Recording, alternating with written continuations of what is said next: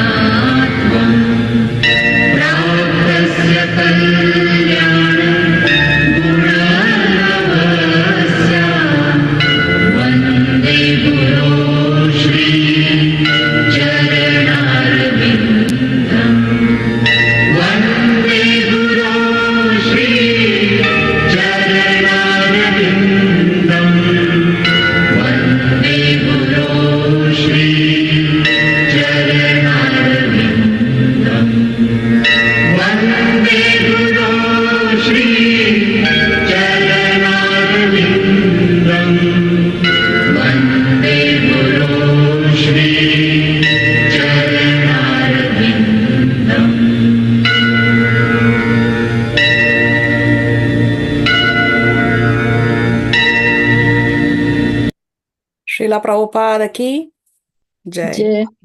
Jai. Om Agyana Timirandasya Jnananjana Shalakaya Chakshurunmilitam Yena Tasmai Shri Gurave Namaha. Nama Om Vishnu Padaya Krishna Prestaya Bhutale Srimate Bhaktivedanta Swamin Itti Namine. Namaste Saraswate Deve Gauravani Pracharine Nirvishesha Shunyavadi Paschatya Deshatarine.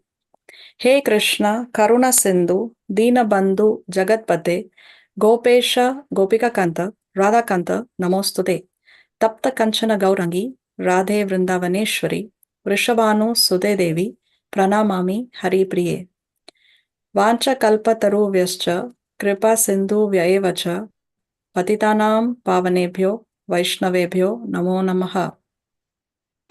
Jai Shri Chaitanya Prabhu Nityananda Shri Advaita Gadadhar Shrivasati Gaura Bhakta Vrinda. Hare Krishna Krishna Krishna Hare Hare Hare Rama Rama Rama Hare Hare. Please repeat after me. Om Namo Bhagavate Vasudevaya. Om Namo Bhagavate Om Vasudevaya. Namo Bhagavate Vasudevaya. Bhagavate Vasudevaya. Om Namo Bhagavate Vasudevaya. Om Namo Bhagavate Vasudevaya.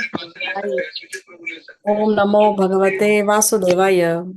Om Namo Bhagavate Vasudevaya. Okay, so we welcome all of you to our weekly Bhagavad Gita classes. We have with us here Aunty Neeta, Aja, Ayush, Dipti Adnani, Disha Milwani, Durga Prasad. Then we have Deepa, Karuna Jadwani, Kirti, Khushbu, Lal and Mehak Milwani, Manju, Ranjit Das. Then we have Rito Lalwani, Sri Radhe Hari, Sohani, Upasna, Shivani, and Venkatesh. Okay. What did we see in the previous class? We are on chapter number 10. Chapter number 10. What is the title of chapter 10? It is opulence of the absolute. Opulence of the absolute, yes. So what did we see in this opulence of the absolute?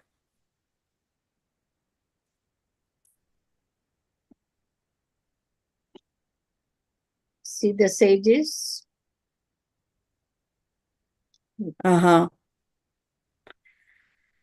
See, Krishna begins a chapter by saying that he is going to explain what? He's going to explain knowledge that is better than what I have already explained. What has Krishna already explained in chapter 9 is the most confidential knowledge. So here Krishna is saying, I'm going to give you knowledge that is better than even the most confidential knowledge. And why does Krishna speak this? Because he wants the listener to benefit. He wants Arjuna to benefit. And what is Arjuna's qualification? How can one be qualified to be able to receive this knowledge? Krishna says, because you are my very dear friend, which means one should not be envious of the Lord. Arjuna is not envious of Krishna. Arjuna is not envious of Krishna's position, his opulences. No, one is non-envious. So therefore, that is a qualification one requires to be able to receive this knowledge. And what is it that Krishna is saying? First of all, Krishna says that nobody can understand, neither the hosts of the demigods nor the great sages. They know my origin and opulences. Why is it that they do not know? Is because Krishna says that he is the source of the demigods and sages. Because Krishna is the source, it's just like we gave the example, no? The father will know more about the son than the son would know more about the father, because the father is the source of the son. The father has seen the son from birth to adult and boyhood, old age, everything. So like that, because Krishna is the origin of the demigods and the sages, the demigods and sages do not know Krishna's origin and opulences.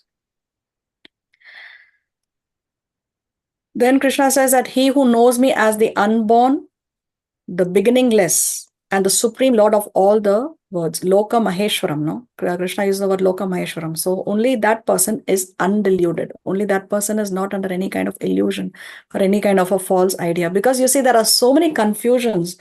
No, people say that Hinduism is, they believe in so many gods and so many crore Devi Devatas are there, and so many beliefs, so many sub paths. So what is it that how can we understand? No, how can we understand? Because every person says my path is the best. No, every salesman says my product is the best. So how to reconcile? So here very clearly Krishna says that how he is the supreme lord of the worlds. And we understand how all the Devi Devatas are the administrators of the universe. Just as how a country can have one president only, right? We cannot have multiple presidents in one country. So one country, one president, one head. And there are so many ministers, there are so many departments, and there are different ministers taking care of the different departments. So like that, the Devi Devatas are the different administrators of the different departments of the universe. So this is how we can reconcile. Then in 4 and 5, talking about the different qualities. We mentioned all these qualities in detail. We discussed each of them in detail, and how Krishna says that even the qualities of the living beings are created by me alone. So Krishna is not only creating devatas, the living entities, the great sages, he's also, even the qualities of all the living beings are created by Krishna. So nothing can exist independent of Krishna.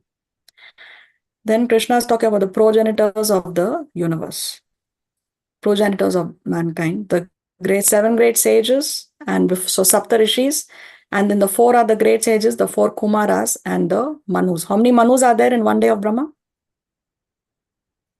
Who remembers?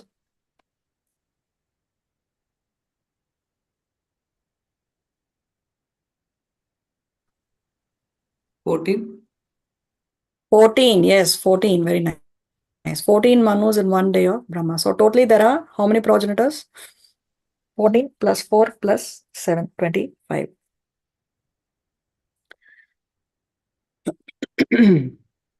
So what is the result of knowing the opulence of Krishna? Krishna says that one is convinced, one who is convinced of this opulence and mystic power of mind, automatically he engages in unalloyed devotional service. It is only natural when you know somebody is the supreme personality of Godhead, when you know somebody is your master, when you know somebody is your father, then automatically the next natural step is one engages in devotional service. So Krishna is saying that one who is factually convinced of this opulence and mystic power of mind engages in unalloyed devotional service. To whom? To Krishna himself. Now in the modern day world, as Prabhupada said, People are willing to serve the dog, but they are not willing to serve God. That is the unfortunate position in today's scenario. Okay, so today we will start from text 8. As we discuss 8, 9, 10, 11 are called as the Chatushloki Gita, or the 4 nutshell verses of the Bhagavad Gita. The entire Bhagavad Gita can be summarized in these 4 verses. And actually amongst these 4 verses also, 8 is a full summary, shloka number 8. 9, 10, 11 is elaborating on 8. So these are important shlokas. We will see them today. Does anybody have any question? Yes. Okay, where are we? Does anybody have any question? I'm sorry. Before we proceed.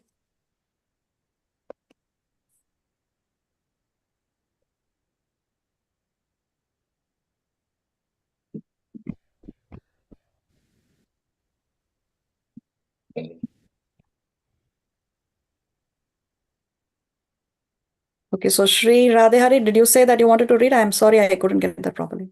Yes, Mata. Even I Okay. wanted to read the 8. I'm sorry.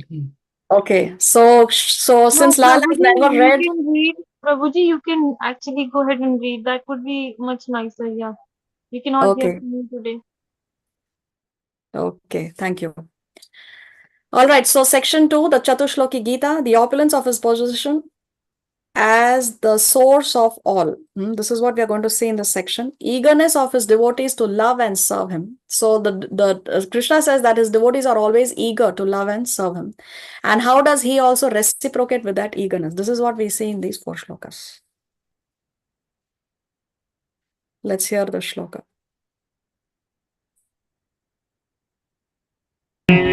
अहं सर्वस्य प्रभवो मत्तः सर्वं प्रवर्तते इति मत्वा भजन्ते मां बुधा भावसमन्विताः.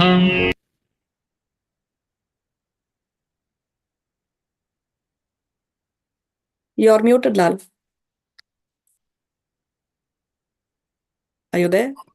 No, I'm sorry. What I meant to read is, what I meant to say is that I wanted to read the flow shok, the 4 shlokas, and when you said the 8 is, everything is comprimé in the 8. So that's what I wanted to read. I couldn't get to read. Yes, please go ahead and read. Okay. I'm the source of all spiritual and material worlds. Everything emanates from me. The wise who perfectly know this engage in my devotion, service, and worship me with all their hearts. That's the 8th one you said, right? Yes, yes. Okay, that's what I wanted to read. Okay, thank you. Thanks. Can I read, Mataji? But it's already been read. Oh, okay, yes. Thank you. So, aham sarvasya prabhavo. Krishna is saying that I am the source of all spiritual and material worlds. Mata sarvam pravartate. Mata, from me, sarvam, everything pravartate. Everything is coming, everything is emanating from me, Krishna is saying. So, everything that exists, both material and spiritual, is coming from Krishna. Nobody has come into existence before Krishna. See, it's a very common statement made that Krishna is an avatar of Vishnu. So what do you think? The statement is true or false? False.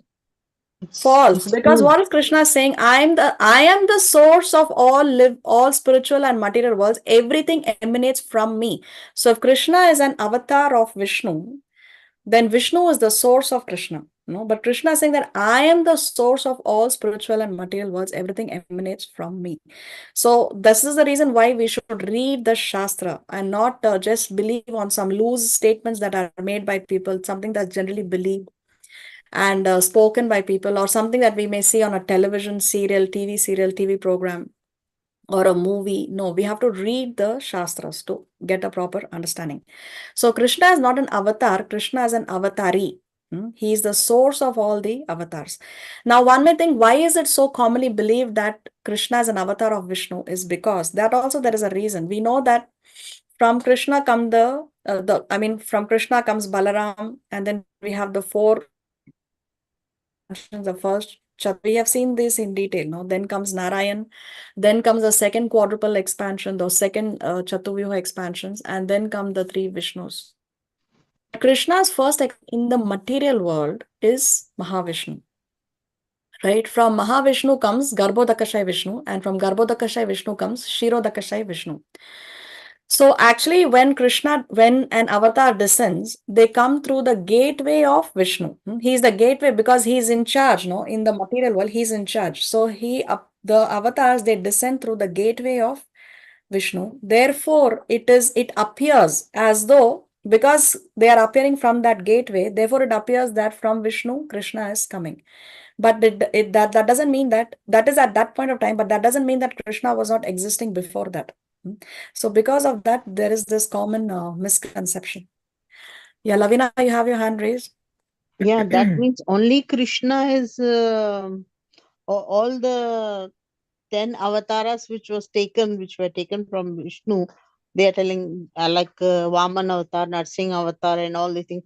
All of them are the same thing as Krishna, or different?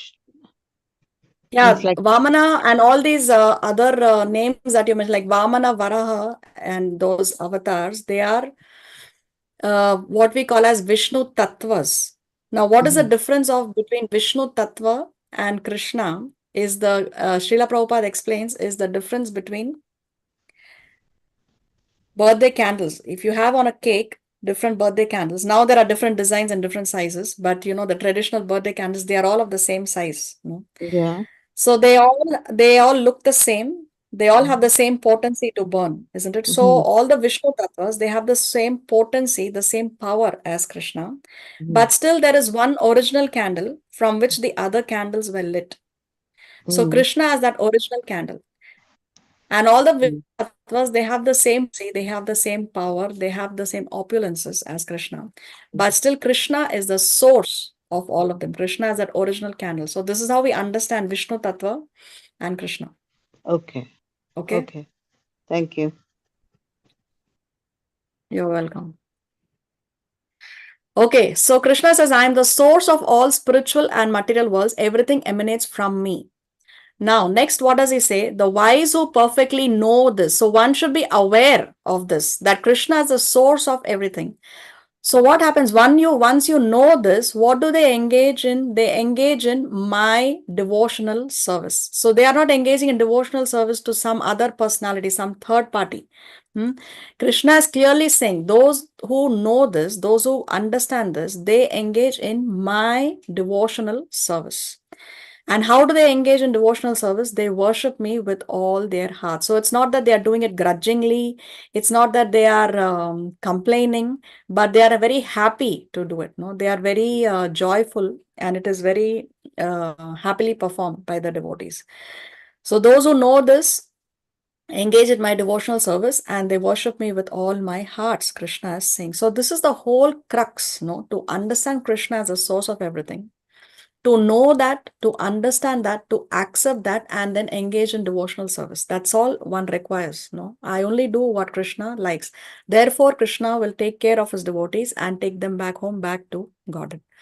The whole success in one's spiritual life depends on this one shloka. If one can follow this one shloka, then one can achieve success in the spiritual life. Now, there are three concepts which we need to understand. There are three things. One is sambandha, then we have abhideya, and then we have prayojana. Sambandha, abhideya, and prayojana. Now, what is sambandha? Sambandha means to establish our relationship with God. What is our relationship with God? Then once the relationship is established, once you know what is our relationship, then what is the thing that you're going to do next? What is it that naturally follows? That is called abhideya. Okay, now you know your relationship. Now what are you going to do next? It's called abhideya, be done. Then third is prayojana. Prayojana means by doing that, what is it that you're going to get in return? Let's say somebody is an orphan and he doesn't know who is his father. But now somehow he comes to know who his father is. So that is established. Now, who is your father? And that relationship with that person is established that yes, this is your father. Now, once you that often establish the relationship that yes, this is my father, then what happens next? What is he going to do next? Right? He has to fulfill the duties of a son. And after that is after he does what it requires, now what a son is supposed to be doing, then what is it that he's going to get back in return? Of course, the father is going to take care of him. He's going to take him under his loving shelter. And he's going to take care of him. No, he will also fulfill his duties as a father. So that is SAP. No, we can remember this with that acronym SAP, SAP, Sambandha, Abhideya, and Prayojana. So this verse tells you Sambandha, Abhideya, and Prayojana. It tells you all the three things. What is the Sambandha here? When Krishna says that I am the source of all spiritual and material worlds, everything emanates from me, Krishna is establishing Sambandha. What is the relationship? What is our relationship with Krishna? So because he is the source, he is our source, of course, he is our father. Then what is Abhideya? Okay, now that we know Krishna, our source is Krishna, what is it that we have to do? What is it that we have to act on? Then Krishna says, the wise who perfectly know this, they engage in my devotional service. So once the relationship is established, what are we going to do? We are going to engage in devotional service. So this is Abhideya. And Prayojana, what is it that we are going to get? What is the result of that? That we are worshipping him with our heart. So our heart is involved. No, we have given our heart to Krishna. So there is a loving exchange between the father and the son, between Krishna and him. So this verse gives you Sambandha, Abhideya, and Prayojana. So this is the importance of shloka number 8.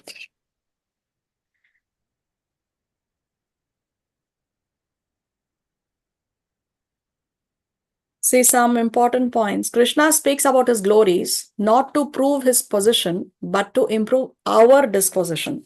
He doesn't want to, Krishna doesn't have to prove himself to anyone. He is the supreme. Everything has come from him. Just like a king does not have to prove to his subjects that he is the king. He is the king. Whether one accepts it or not, the king is the king. No. So Krishna is speaking about his glories to not to prove his position, but to improve our disposition for our well-being. So that we can recognize whom we have to worship and what we have to do in relationship to that. Therefore, Krishna is speaking about his glory. So Krishna is doing us a great favor. No, it is his mercy that he is revealing his glories to us.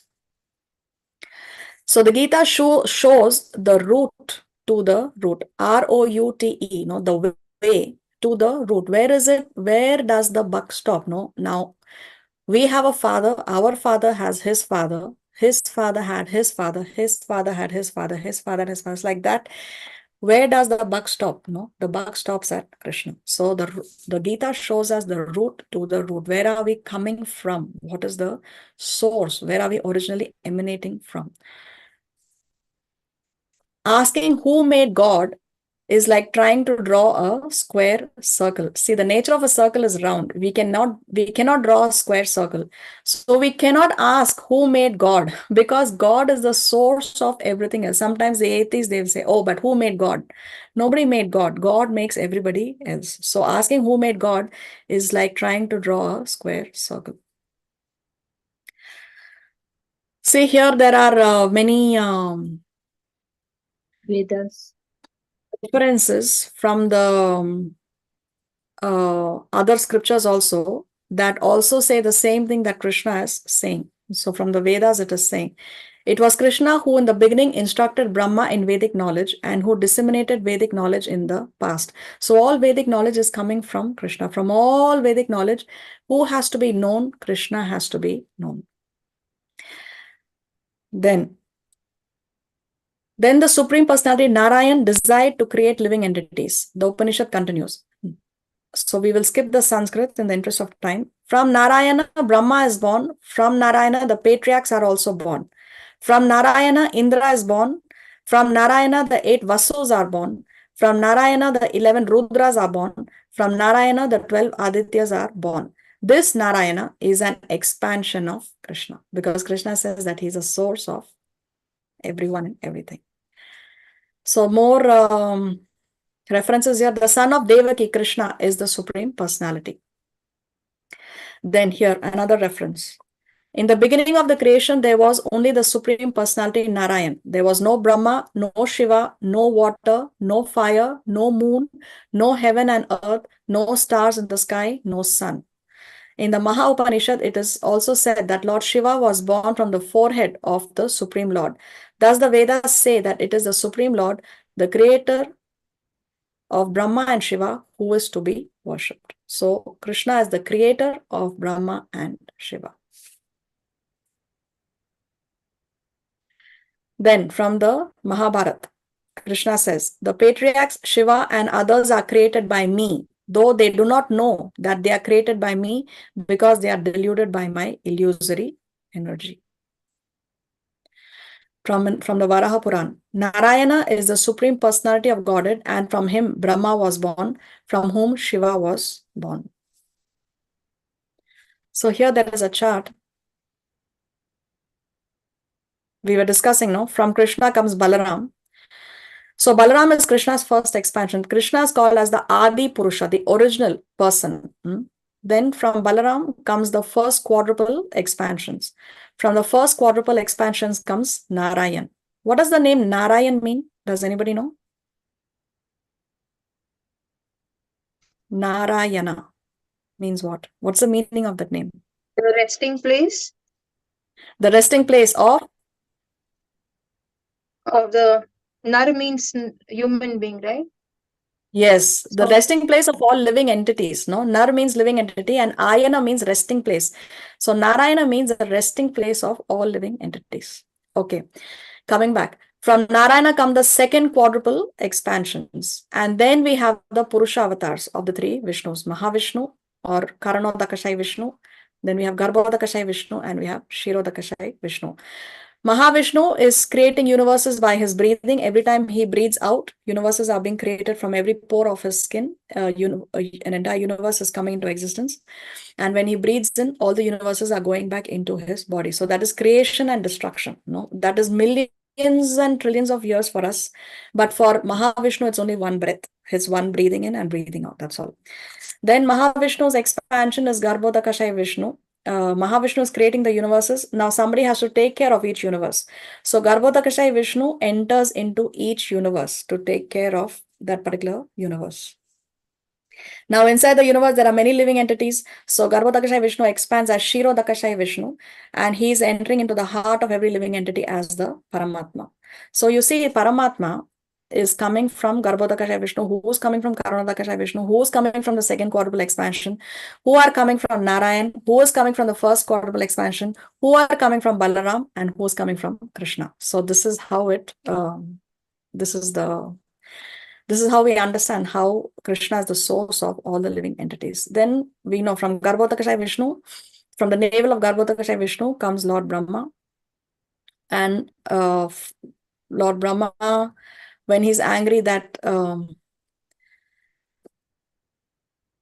four Kumaras are not willing to procreate, so he's angry, and from his anger comes Lord Shiva. We saw in the previous class how when he created Lord Shiva and he wanted Lord Shiva also to procreate, but then the children of Lord Shiva were creating destruction. And then Lord Brahma told Lord Shiva to go for meditation. No? So like this, we can understand how Krishna is the source of everything and everyone.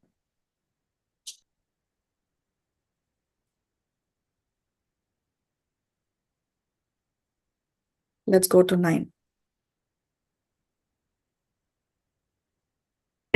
मच्चित्ता मद्गतप्राणा बोधयन्तः परस्परम् कथयन्तश्च मां नित्यं तुष्यन्ति च रमन्ति च. So Lala, are you going to read for the rest of the class? Can you?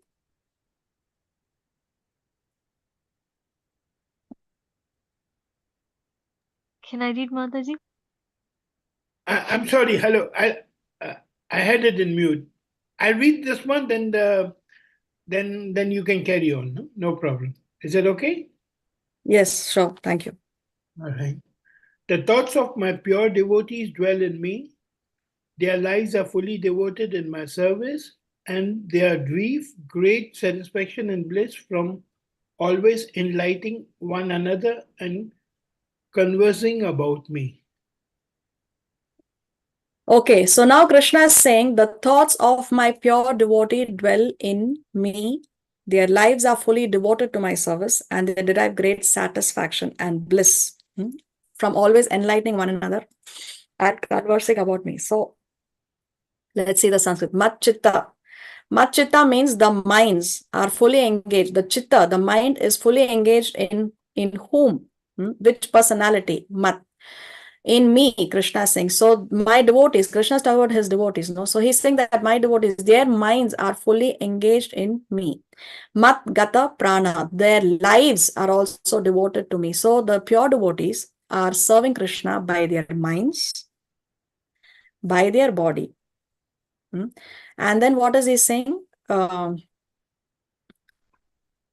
Bodhayanta parasparam.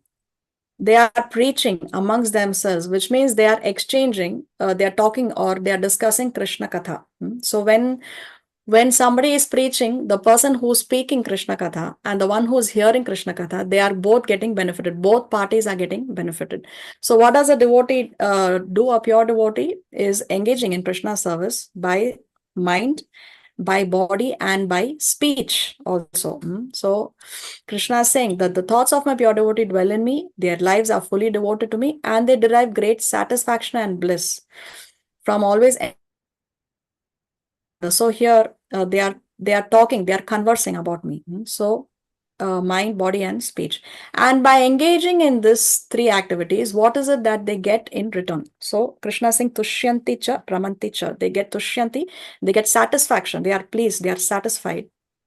And ramanti cha, they derive great bliss from talking. So what do you think here in this verse? What is being discussed? Sambandha, abhideya, or prayojana?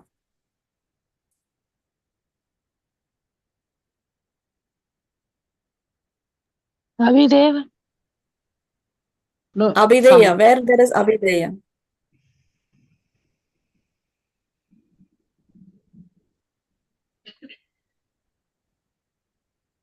So abhideya is when we act in according to the relationship that has been established, right? Sambandha is establishing the relationship. Abhideya is what we do when the relationship is established, and prayojana is what we get out of it. What is the result of abhideya? So Shivani, you said there is abhideya here. Now, where in the shloka can you say abhideya? Can you say?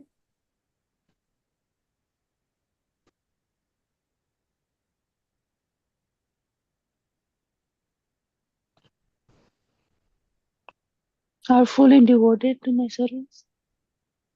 Yes, correctly. Yes, exactly. No. So Krishna is saying that they are fully devoted to my service. So they are acting in relationship to their in relationship to what is their relation to Krishna. Very nice.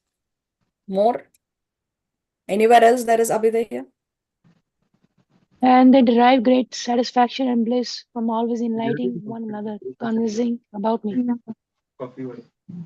So when there is great bliss and satisfaction, what is that? Sambandha, abhideya, or prayojana?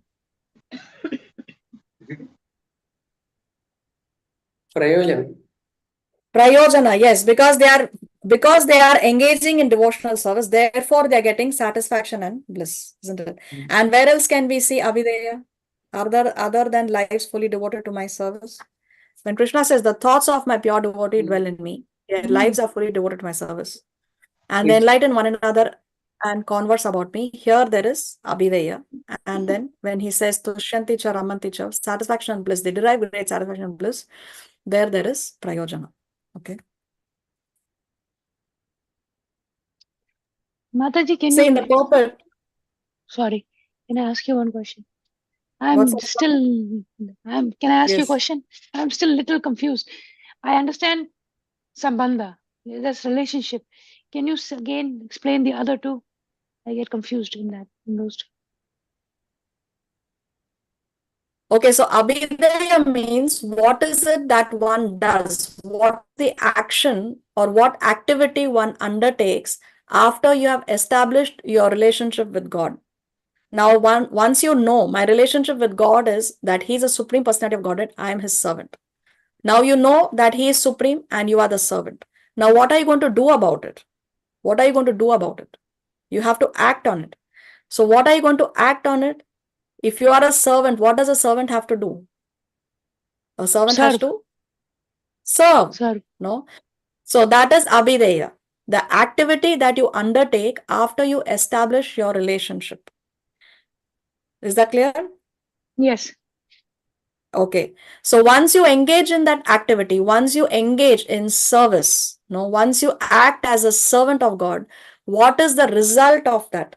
That is prayojana. Okay. Thank you. Thank you so much. Hare Krishna. You're welcome. So that Okay. So yes, Lavina. means satisfaction is the prayojana. Yes. Satisfaction. Okay. Yes. Satisfaction and bliss here in this verse is the prayojana. Satisfaction Okay. and bliss. Okay. Okay. Thanks. So now coming to Bhakti Lata Bij. Srila Prabhupada explains in the purport Bhakti Lata Bij. Now what is this Bhakti Lata Bij? Bij means seed and Lata means creeper. No. So Bhakti Lata Bij means the seed of devotional service. When a person receives the seed of devotional service, he should take care of it by becoming a gardener and sowing the seed in his heart.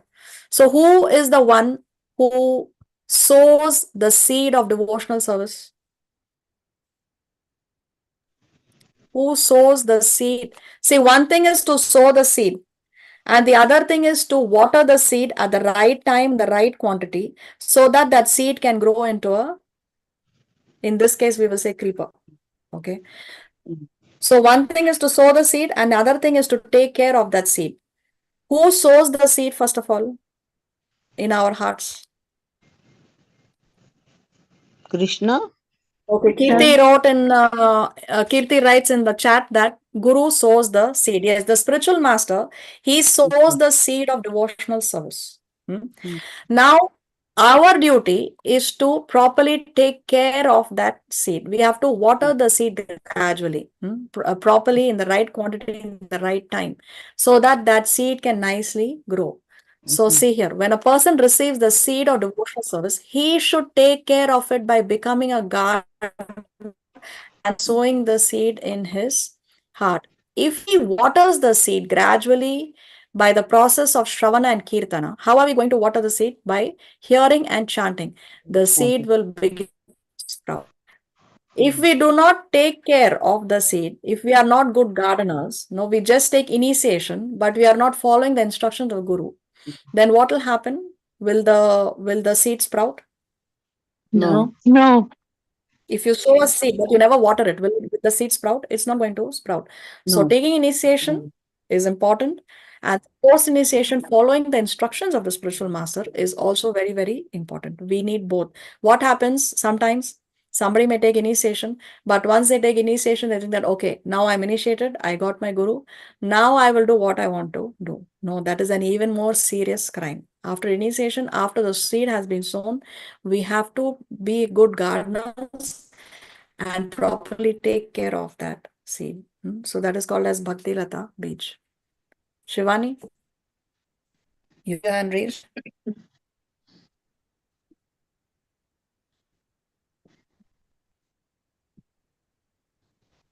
I cannot hear you, Shivani.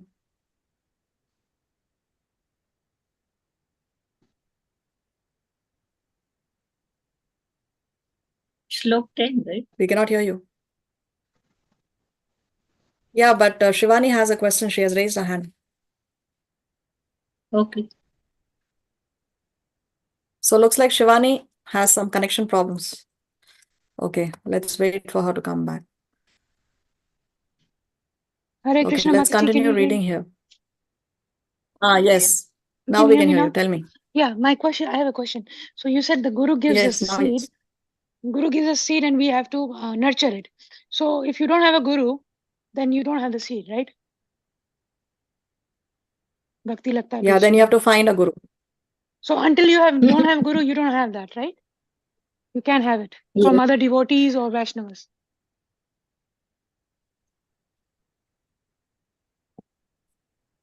Hare Krishna. So all Vedic literatures recommend that one should accept a bona fide spiritual master. You can have other Vaishnavas for support system. So just like how you have, see here, if you maximize like this. See, sadhu sangha is the second step of the sprouting of that seed. First step is shraddha. One must have a firm faith. Then is sadhu sangha. You can see here second step, and this sadhu sangha is there throughout. If you see here throughout this stem, you have sadhu sangha, sadhu sangha, sadhu sangha. So sadhu sangha is like there for your support throughout the stages of the growth of this bhakti lata bead. Okay, that is always going to be there, pre-initiation and also post-initiation, so that you can always remain in Krishna consciousness. But the sowing of the seed, that the bona fide spiritual master does. Because the Diksha Guru takes the responsibility of the disciple. See, in ISKCON, we all know that the mantra that one receives at the time of initiation is no secret mantra. It is open. No, we all know what is the mantra we receive. Hare Krishna, Krishna Krishna, Hare Hare. Hare Rama, Rama Rama, Hare Hare. So yes, the Guru gives you the same mantra at the time of initiation, but when you receive it from the Guru, although you already know the mantra from before, now you have the blessings of the Guru to be able to chant. So that makes a difference. Now the Guru is instructing you. So now when you chant, you are chanting under the instruction of the Guru with the blessings of the Guru. So yes, you need the bona fide spiritual master. Sadhu Sangha, Devotee Association, Shiksha Gurus, yes, they are all there throughout the growth of the Kripa. But still, you need a bona fide Diksha Guru. So, okay. So I was under the impression that you can get the seed from a Vaishnava, but that's not so. Then it comes only from the Guru. Yes, the Guru is a Vaishnava. The Guru is a devotee. Yeah. I mean, I didn't know that it has to be a Guru. I thought it was, because I've heard so many times that bhakti you can get from a Vaishnava, meaning nobody ever specifically said it has to be a Guru. I thought it could be any Vaishnava. See, you can get bhakti from a Vaishnava. Wait. No, wait. Bhakti, if you say you can get bhakti from a Vaishnava, yes, you can get bhakti from a Vaishnava. But that Vaishnava does not take your responsibility. That Vaishnava is there to help you, to guide you, to support you, but he does not take responsibility to take you back home, back to Godhead, because you have not taken any vows in front of that Vaishnava. The Vaishnava is there to help you, but have you taken any vows? Is there a yagya? Just like a marriage ceremony. In a marriage, there is a yagya, and the man and woman, they take some vows in front of that fire. And on the other hand, a man and woman, they are living together, they are supporting each other, they are living like husband and wife, but they have not taken any vows. So one can walk out of that relationship very easily. But when the marriage vows are taken, when one is actually married, now it's not so easy to walk out of a marriage. There is a whole legal process to follow, and one may have to divide properties, and so many other things are there. So like that, actually, when one gets initiated, some vows are exchanged. There is a yagya ceremony, some vows are exchanged. You are committed to fulfilling the vows that you have given to the spiritual master. Now with other devotees, you are not committed, right? You have not taken any vows. You have not promised to another Vaishnava that I will follow the 4 regular principles and chant 16 rounds. You have not made any commitments. But with your Guru, you have made commitments. He can give you bhakti, but because there is no commitment, there is no contract as such. No, it's when you accept a Guru, it is more serious commitment. You understand? Just like how it's more serious commitment when two are married, in contrast to when two are just living in together. Yeah, I understand that, Mataji, but I just want to make clarify for me that the Bhakti Lata Beach, the seed itself, it's only Guru who can give you, right? Nobody else. See, Bhakti Lata Beach we can get from devotees, but to become more serious, we need Guru. Durga Prasad says. Oh, so you can get it from.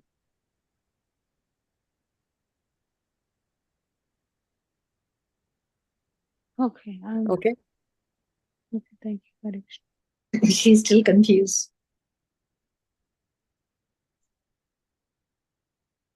You can get bhakti from devotees, but you need a guru who's actually going to take you back home, back to Godhead.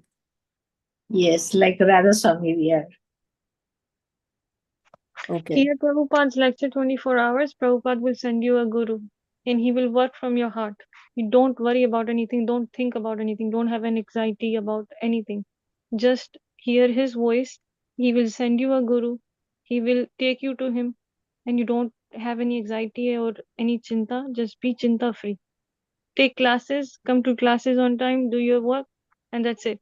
Guru coming or Guru, you going to Guru, Prabhupada's, it's in his hands. He will share that enlightenment with you when you're ready, when you're fixed up. When you want to have a Guru, he'll send you one. Until then, you take him as your Guru and you hear him and you preach the way he wants you to. Don't be worrying that, oh, I don't have a good this and no, that's not our mission. Our mission is to hear Prabhupada's voice and his instruction. So Shivani, Hare Krishna, Mataji. I'm not worried. I just had a question because I was confused. I know, but I Either want you to feel like free. You know, any question you have, Prabhupada can answer. You don't have to worry about. I know you're not worried, but you just take his instruction to the heart. He will send you a guru. I know he will. Okay, thank you, Hare Krishna. Okay, let's proceed. When a person receives the seed of devotional service, he should take care of it by becoming a gardener and sowing the seed in his heart. If he waters the seed gradually by the process of Shravana and Kirtana, hearing and chanting, the seed will begin to sprout. The creeper of devotional service, so nourished, gradually grows, and the devotee, acting as a gardener, goes on pouring the water of constant hearing and chanting. The creeper of devotional service gradually grows so high that it passes through the entire material universe and enters into the spiritual sky, growing still higher and higher until it reaches the planet Golok Vrindavan. So this is a purport from the Srimad Bhagavatam. So you see this Bhaktilata beach, it grows and grows and grows through the material world until it reaches the spiritual sky. Now there are different stages here. It starts with faith, Shraddha. I think I have it in the next slide. Let me see. 1 second.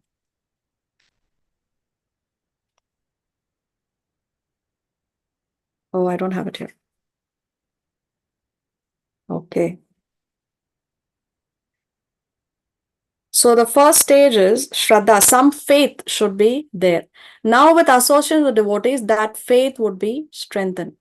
Then next stage is Bhajana Kriya, the practice of devotional service. So when we come into contact with devotees, when we come in contact with sadhus, then we engage in devotional service. Now, as we engage in devotional service, it removes all the obstacles to bhakti, anartha, nivriti, all that is inauspicious, all that is anarthas. Anartha, the word anartha means that which has no artha, that which is meaningless, that which is useless. All those things will disappear as we engage in devotional service. And then comes the stage of nishtha or unshakable resolve. Here you come to a stage where no matter what happens, you will not give up your devotional service. One is determined to continue irrespective of all the obstacles that may come in between, irrespective of all the insults that one may have to bear from friends and relatives, irrespective of temptations that may come in the way also. So here, nishtha. Then after that comes ruchi, taste for bhajan. Now one develops the taste. One begins to enjoy engaging in devotional service. Then comes the state of attachment, asakti, attachment to Krishna. However, there are some emotions, there are some emotions that are now involved. After attachment, now there are emotions.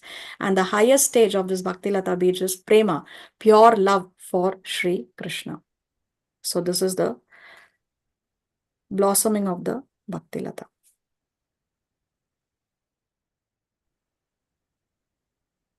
So here, some points from the purport.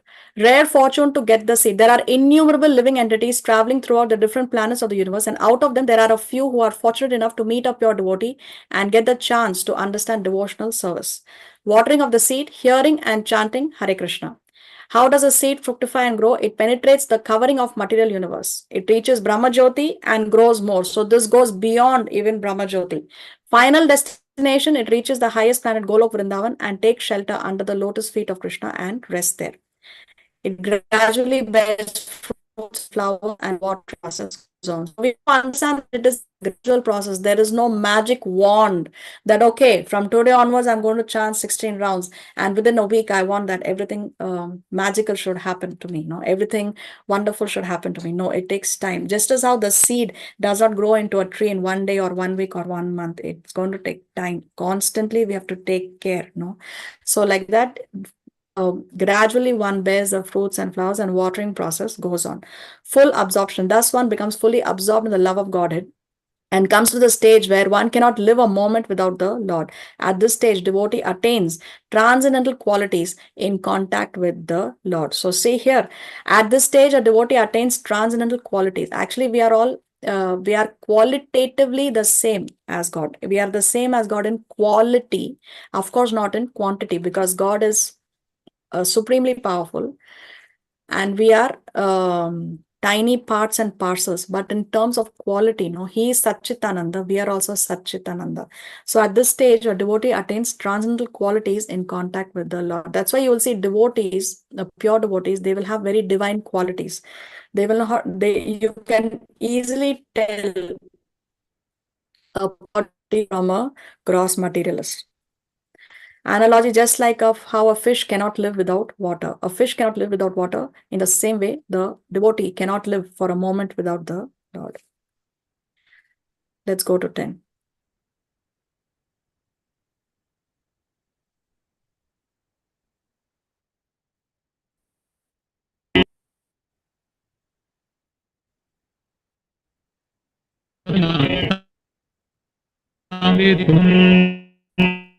ददामि बुद्धियोगं तं Translation. येन मामुपयान्ति ते.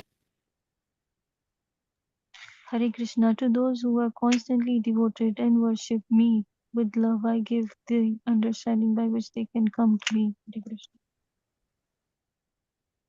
To those who are constantly devoted to serving me with love, I give the understanding by which they can come to me. So, Tesham Satata Yuktanam. Satata. Satata means always, not that when I feel like it. Today I got up in the morning, I don't feel like engaging in devotional service. No, today is a Sunday, I want to take a break. Oh, today Ekadasi is on a Sunday, but I want to go out. I don't want to fast on Ekadasi. No. Satata, constantly. So, what is Krishna saying? To those who are constantly devoted to serving me. And how? Preeti Purvakam. No, that bhajatam, that devotion, how should it be? Preeti Purvakam. It is one is serving the Lord with love, not grudgingly or not complaining or not that, oh, why do I have to do this today? No, not like that. So Preeti Purvakam, Krishna is saying. To those people, what does Krishna do? He gives, Dadami, he gives. What does he give? Buddhi Yogam. He gives the intelligence. He gives real intelligence. And what happens with that intelligence? He gives the intelligence or the understanding by which they can come to me. Yena mam upayanti te. How they can come to me. So Krishna is saying that if you are engaging constantly and you're serving me with love, then for such people, he gives the intelligence, buddhi yoga. And because of that intelligence, then they can come to me. Okay, I see Aja has her hand raised. What if sometimes we are sick? So you do your best. Okay. Krishna says, I carry what you lack and preserve what you have. If you're sick and you cannot, I don't know, for example, if you're so sick that let's say one is bedridden, or let's say one is in coma. So how is he going to chant his rounds? No. How are you going to chant the rounds? So it's something that's there in your subconscious mind. In your subconscious, even a person who's in coma, the mind is still working. So in the subconscious mind, that chanting will be going on for such a person. If he has been practicing throughout a lifetime, it will be going on even in coma. Oh, if one is so chanting sick, one in cannot. Chanting is What's that? in that situation. Chanting is enough. Chanting itself is enough, right? The service means you also have to do the puja every day. All those things are there, right? Yeah, so you do the best you can under your circumstances. Krishna sees your intention. Krishna sees your sincerity. Krishna sees, are you really so sick that you cannot do it? Or you're not so sick, you could do it, but you took the excuse of my fever and say, Yeah. okay, I have a fever and therefore That's I the don't want to. thing. So Krishna knows exactly what you're thinking. He's right there in your heart. Okay, so he sees the intention. You do your best. Whatever is lacking, Krishna will put in. No? Krishna says, I carry what you lack. Okay. Okay. See, there was a time when my Guru Maharaj, his neck was slit. No, he was at the airport, and there was this fanatic person who attacked him with a knife, and he actually slit his throat. And he lost his voice. He was not able to speak immediately. Of course, now he had an operation and everything, but at that time he had lost his voice, so he was not able to chant loudly. So I have heard from other devotees that at that time he would write the mantra. That's how he did his 16 rounds, by writing it. Okay, so you do the best you can under your circumstances. Okay. Okay.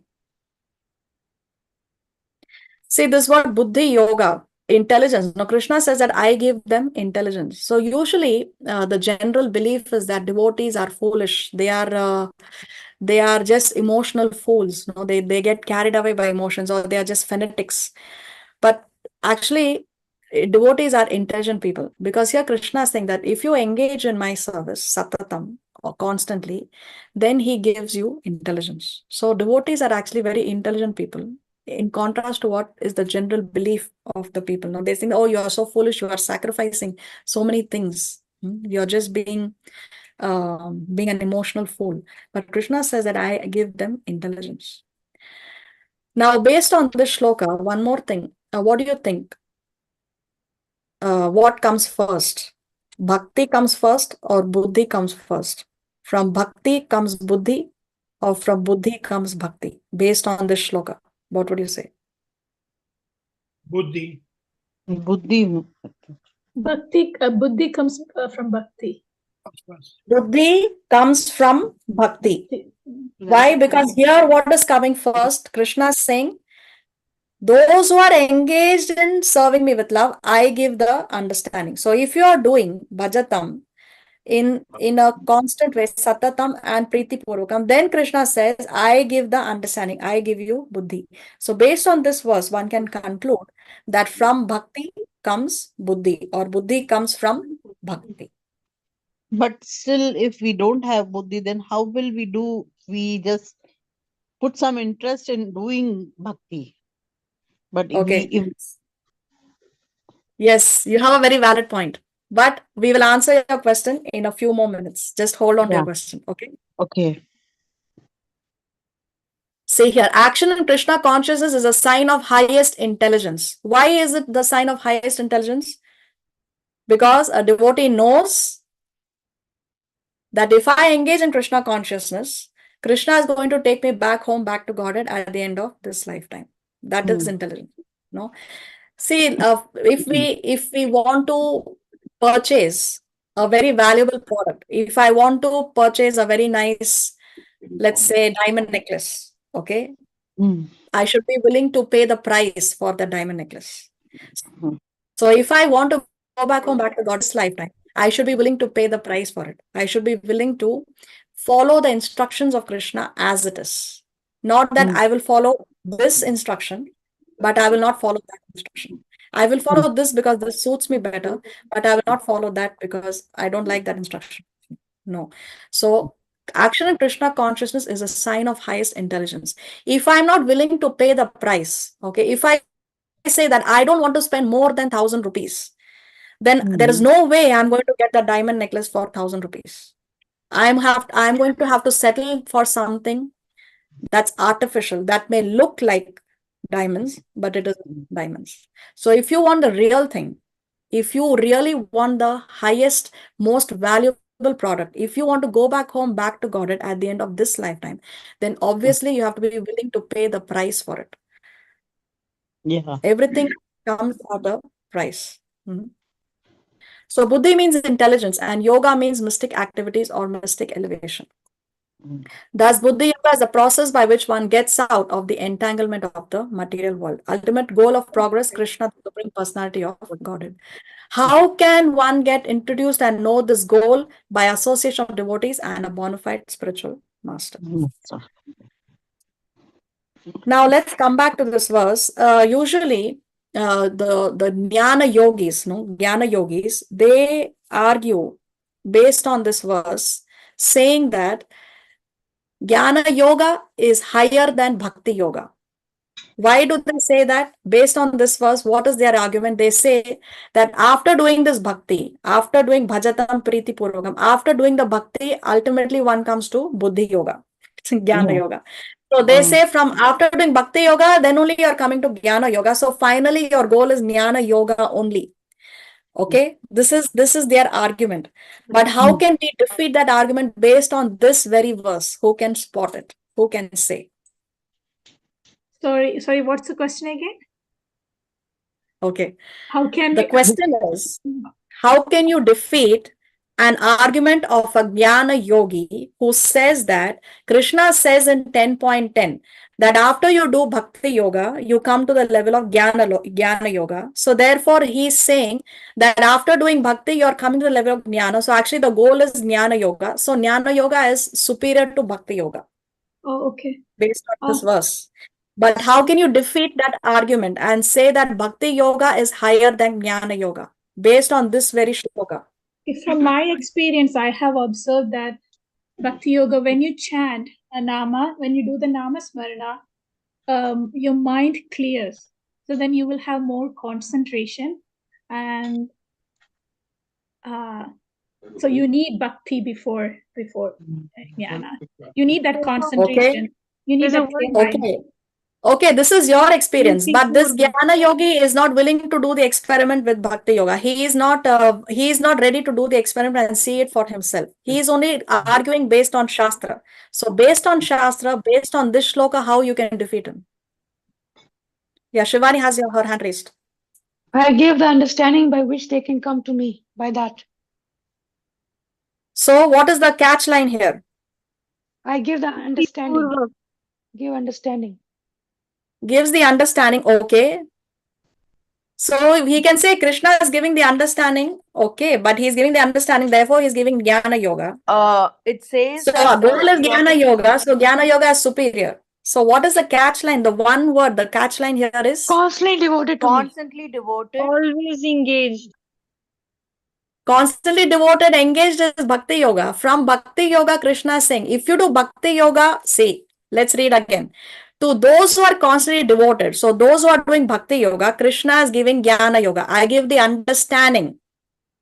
So he is saying that from Bhakti Yoga only Jnana Yoga is coming. So Jnana Yoga is the ultimate goal. Huh? Serving me. Serving me. The catch line here is me. Okay, me. Because Krishna is saying me. Now, what is the destination of a Jnana Yogi? There are three realizations, Brahman realization, Paramatma realization, and Bhagavan realization. Yeah. Brahman realization is when a person, when the yogi, when the Jnana Yogi is, when he attains success, what's the maximum destination that he can get is he will merge into the Brahman effulgence. That's the maximum that he can get by practicing Jnana Yoga. For an Ashtanga Yogi, what is the maximum that he can get? He can realize the Paramatma. For a Bhakti Yogi, for one who's engaged in Bhakti Yoga, he realizes Bhagavan. God as a person, right? God as a person. Bhagavan means God as a person. So here, Krishna is saying, he gives the understanding, okay, by which they can come to me. Here, Krishna is standing there in the battlefield and he's saying me. So Krishna is talking about Brahman effulgence, or he's talking about Paramatma, or he's talking about person, Bhagavan realization. What is he talking about? Bhagavan, isn't it? Because there Krishna is standing as a person, Bhagavan Person. realization. So he's saying, I give the understanding by which they can come to me. So that person gets Bhagavan realization. So which of the three categories? Jnana yogis don't get Bhagavan realization. Dhyana yogis do not get Bhagavan realization. It is only the bhaktas. They can get Bhagavan realization. So this is another important aspect that one should understand. When one accepts a bona fide spiritual master, what is it? What is the process that the guru is offering you, and what kind of a realization you can get by following those practices? Now, is he offering you that path by which you can realize Brahman effulgence or Paramatma or Bhagavan? Highest realization is. So based on this shloka itself, see how we can defeat that argument. Okay, Shivani has her hand raised. Shivani, you have a question? Oh, no, Mataji, that was from before. Sorry. Okay.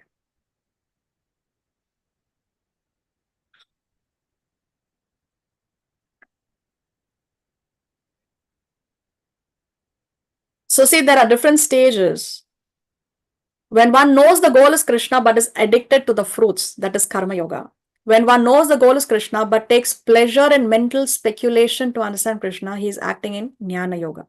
When one knows the goal and seeks completely in Krishna consciousness and devotional service, he is acting in Buddhi Yoga or Bhakti Yoga. So Bhakti Yoga is nothing but Buddhi Yoga. When one engages in devotional service, that is nothing but the highest intelligence. Lord gives intelligence in Bhakti Yoga. Krishna helps. One may have bona fide spiritual master and may be attached to a spiritual organization, but still, if he is not intelligent enough, Krishna from within gives him instructions to come to him. So, if you are not following, if you have accepted a guru, you belong to an organization, and still intelligence is lacking, then Krishna is a Paramatma. He is guiding you from within. Always there. The Paramatma is always there in your within you, throughout all your lifetimes in the material world. What is the only qualification? Be sincere and devoted to the activities of devotional service. Only expectation, one should perform some sort of work for Krishna with love. With love. Okay, 11. तेषामेवानुकम्पार्थम् अहमज्ञानजं तमः नाशयाम्यात्मभावस्थो ज्ञानदीपेन भास्वता. Out of compassion for them, I dwelling in their hearts, destroy with shining lamp of knowledge the darkness of ignorance. To show them. So what did Krishna say in the previous verse? Krishna says that he gives buddhi, he gives intelligence, to people who are devoted to him, and those who are engaging in devotional service, priti purvakam, lovingly. Now, how is it? How does he give buddhi? How does he give intelligence? Krishna is explaining in 11. So how does he do it? Krishna is saying that to show them special mercy, anukampa, to show special mercy, aham, what does Krishna do? He destroys darkness born of ignorance. See, aham agyana. Agyana means ignorance, and tama means darkness. So wherever there is darkness, there is ignorance. The two words go hand in hand. So what does Krishna do? Because of his special mercy, because of his anukampa, he removes agyana and he removes the darkness. How does he dispel that darkness? He says nashayami. Nashayami means he destroys it. Uska nash karna in Hindi they say, So he destroys it. How does he destroy it? By jnana deepena, with the shining lamp of knowledge. Jnana. So agyana is removed by jnana. Darkness can be removed by a lamp. So Krishna is saying, to show them special mercy, I dwelling in their hearts, destroy with the shining lamp of knowledge the darkness born of ignorance. So this is how Krishna gives us intelligence. So you see here, where there is Krishna, there is no question of darkness. There is no question of ignorance. Where there is light, there is no darkness. No, even if you are in a pitch dark room, it's very, very dark. You cannot see anything, and it's a huge black room. All that darkness can be dispelled by lighting one small tiny candle. Also, you light in the dark room, immediately you are able to see.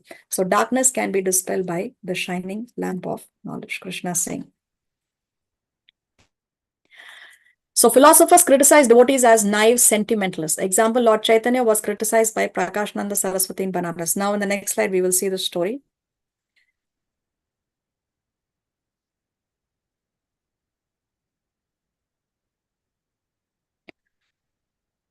So our refutation, we can see many learned scholars have put forward philosophy of devotion. Even if a devotee not intelligent enough to take advantage of the literatures of his spiritual master, if he is sincere in devotional service, he is held by Krishna himself within the heart.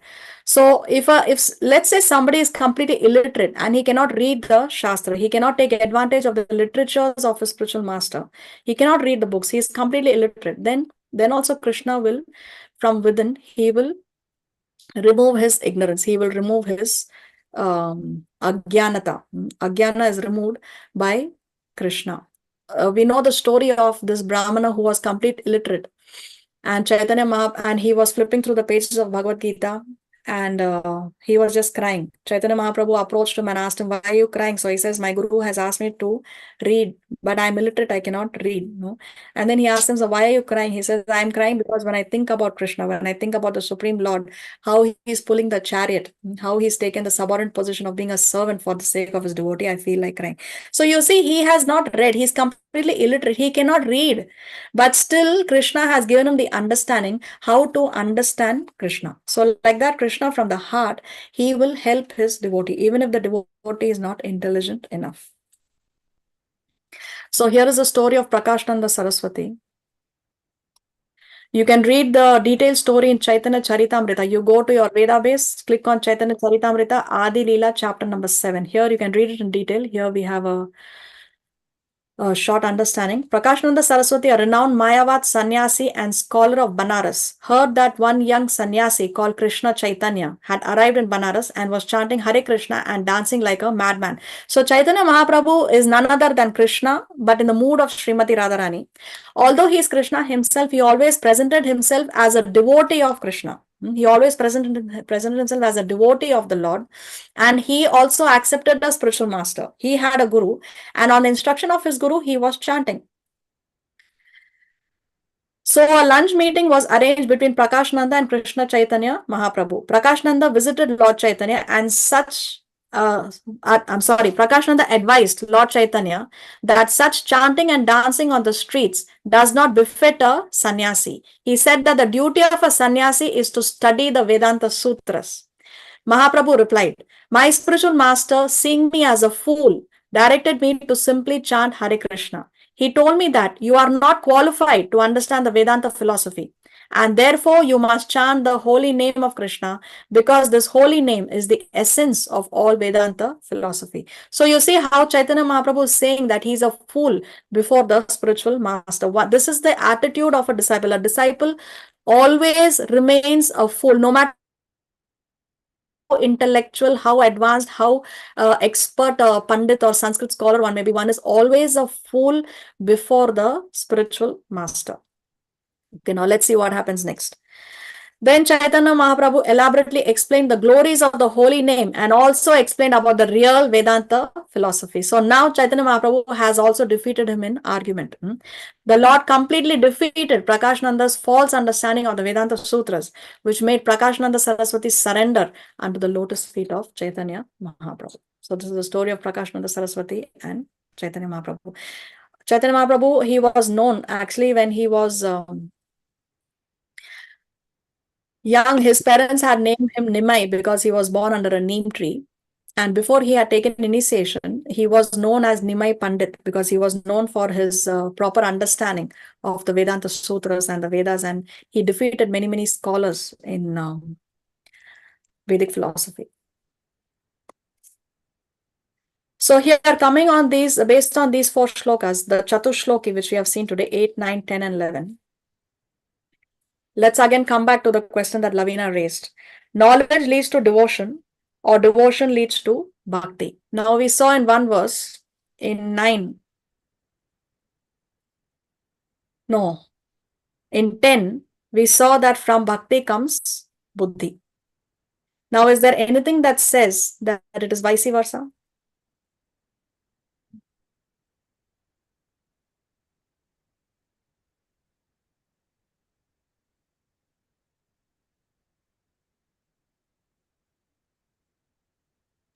It says that it shows special mercy. Like even if a devotee doesn't have a buddhi, then Krishna shows them a special mercy if they're sincere.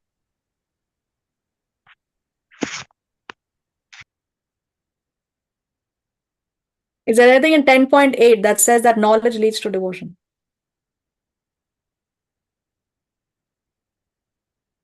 Knowledge can also lead to devotion because you know,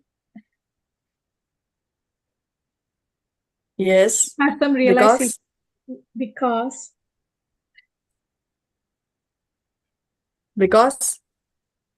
because you know the reality. what is it in 10.8 that indicates that knowledge leads to devotion? The wise who perfectly know this, that knowing part. You know Yes, more exactly. about God. Okay. See what Kirti said. The wise who perfectly know this engage in my devotional service. So here, what is coming first? Knowledge is coming first. They know this. Then comes devotion. So those who know this engage in my devotional service. So according to 10.8, knowledge leads to devotion. From buddhi comes bhakti. Is it okay? So the answer is buddhi comes from bhakti.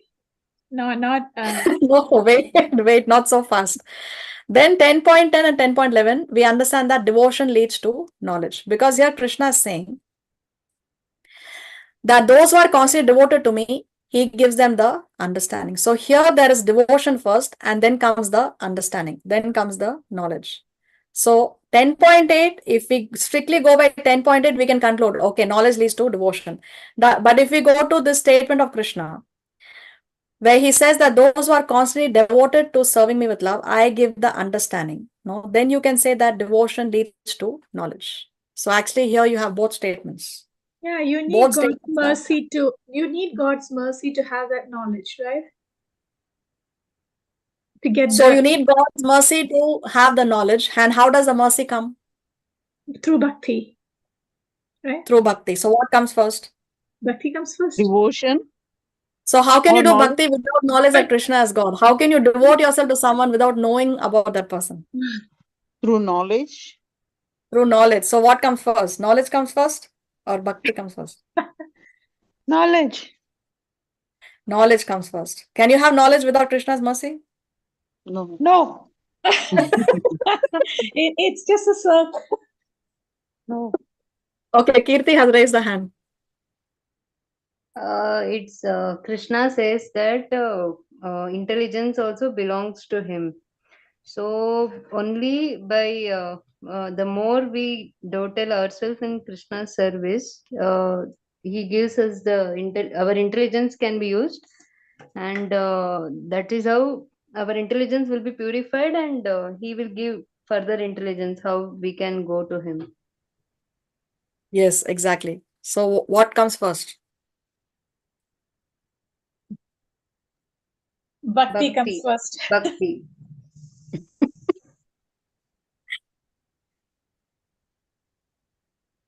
Okay, both go hand in hand. Okay, this is how we answer. Both go hand in hand. So relationship between knowledge and devotion is collaborative or it is mutual. Initially, there has to be some basic philosophical understanding about Krishna to attract us. But as we render service, our knowledge deepens and the knowledge increases our affection further. And when we serve Krishna with affection, then Krishna gives greater knowledge to us. This is exactly what Kirti had said. Yes, Kirti. I congratulate you for the same. Okay. Okay, we have more. Okay, here we have the 9 stages of Bhakti Yoga, which we have already discussed. We saw the chart before. Here you have it in the bullet points. Yes. Can I ask? But okay, from the previous slide, Guru will put that seed, right? So you don't need actually. You don't need what? Guru will put the seed, right, in you. Guru will help you to. Guru will put the seed in you, so then you don't need that understanding before. So you can just blindly start chanting, and slowly you get even without, right? No, to accept a guru also, to see when we accept a guru, we don't just blindly accept a guru. Now, to accept a guru, there are so many things you need to understand before you accept a guru. Why are you accepting a guru? What is it that you are signing up? No, what are the vows that you have to take to the guru? So some knowledge has to be there before you accept a guru. Why are you surrendering to Guru? Why should you follow the instructions of the Guru? What are the instructions that the Guru wants you to follow? And what are you going to get by following those instructions? That preliminary understanding has to be there before you accept the Guru, right? It's Okay, okay. So Kirti you has go, a hand you go raised. to Guru, you need a peace of mind or whatever it is. So when you go, you don't know anything about anything, right? So, and Guru is the one who's advising you. And if you like that a path, you will just follow, right? Isn't that the way? Yeah, see, when you accept a Guru, there are some things that you have to ask, you have to inquire. First is, whatever the Guru is offering, is it Brahman realization, Paramatma realization, or Bhagavan realization? And what is it that you want? If the Guru is offering a path by which you will realize the Brahman effulgence, and that's all that you want to realize, you are not interested in realizing Paramatma, you're not interested in Bhagavan, then fine, you can go ahead with it. But if your desire is to realize Bhagavan, and the path that the Guru is offering is only Brahman, then you want to look further, isn't it? One thing is that. Another thing is, whatever the Guru is offering you, is he promising that he can take you back home, back to Godhead at the end of this lifetime itself?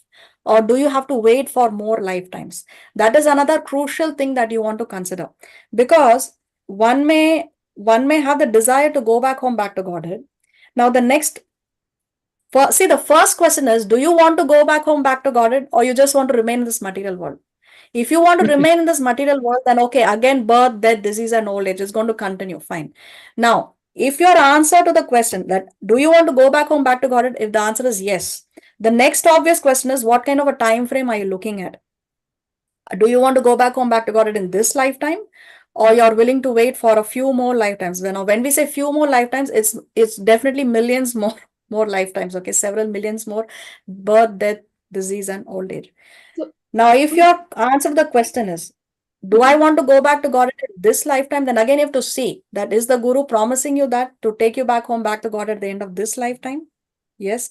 And then the third obvious question is, are we willing to pay the price it takes to go back home, back to Godhead in this lifetime? Obviously, if you want a very valuable product, you have to pay a higher price. Obviously, if you want to go back home, back to Godhead in this lifetime, you have to surrender more. but if You you have cannot say that I clear want to go back home, back to Godhead Mhm. in this lifetime, but I am not willing to surrender. No, it doesn't go hand in hand. If you want to enter a jewelry shop and you want to buy a valuable product, you should be willing to pay the price for it.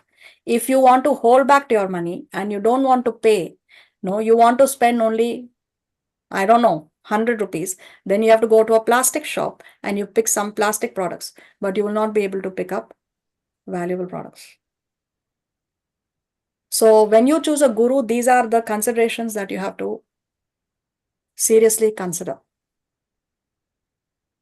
Yeah, right. Okay. Even if Guru tells us that, promises us to take us, he will take us. But if we don't do those things, how will Guru take us?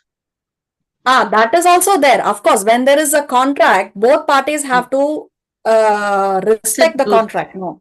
If the disciple is not keeping his part of the deal, then the guru may or may not keep his part of the deal. If the guru is, it depends on the guru. He may or may not take you back home, back to Godhead because you have broken your contract. Yeah. Yes, that is also correct. Thank you. Aja, is your question answered? Yes. Okay. So we need to be careful selecting guru in selecting guru, right? Now, Oh, it is the most important decision of your life because that guru is eternal. It's an eternal relationship. Remember that. Mhm. Guru is an eternal relationship. It's not only this lifetime. It's life after life after life after life after life. Guru is that person whom you should be willing to serve like a menial servant, even life after life after life after life after life.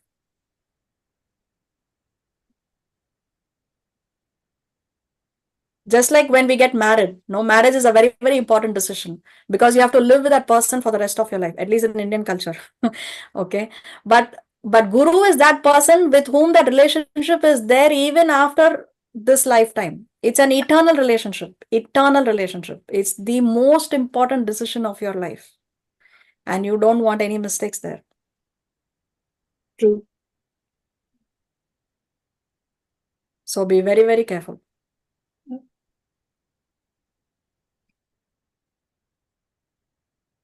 Okay, what else we need to discuss?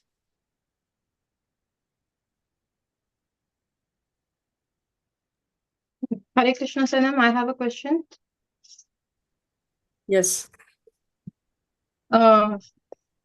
If I want to remain on in this material world, life after life, serving as a devotee, doing service in the temple, anything wrong with that? So if you want to remain in this material world serving the devotees in the temple, then that also should be under the instruction of a spiritual master. That should be under the instruction of the guru. If it's on your own, then what is a guarantee that in every lifetime you will be serving the gurus or you'll be serving the devotees and you'll be serving the temple? That's how you'll be taking initiation. You'll be having a guru, and then only you'll be serving in the temple, doing the devotional service. But Yes. if you So want to remain, yeah. on this material platform and continue. Yes, no problem with that, but always under the instruction of the guru. Yeah, that is understood. Yeah. Okay. Thank you. You're welcome.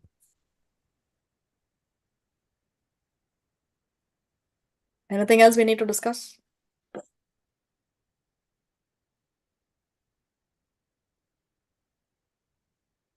There is pin drop silence. Okay, then. I think today Disha will be putting up the question paper for chapter 10. And I still have to put up the report for the previous chapter. I will do it now, post the class. It was very nice, very high scoring exam. It was a previous chapter. Many of you have got full marks. So thank you very much for sincerely doing the exams. Shivani, you have your hand raised?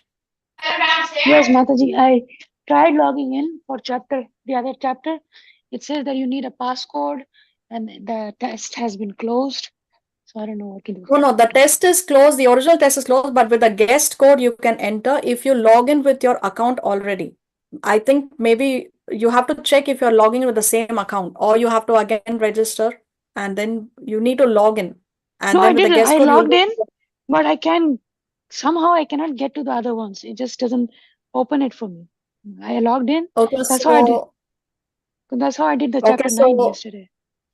Okay, Sorry. so I recommend that you contact Disha Jadwani directly because she's the one who's putting it up on the site and she knows it better. She will help you out. Okay. Okay, Mataji. Thank you. Okay, then. Anything else we need to discuss? All right. Till then, have a nice week in transcendental, blissful Krishna consciousness. Vancha kalpataru vyascha, kripa sindhu vyayavacha, patitanam pavanebhyo vaishnavebhyo namo.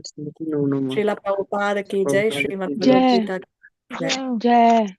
Jai. Thank you. Hare Krishna, Dana Pranam Mataji. Hare Krishna. Thank you so much. Hare Krishna. Thank you so much, Sanam. Hare Thank Krishna. you. Hare Krishna.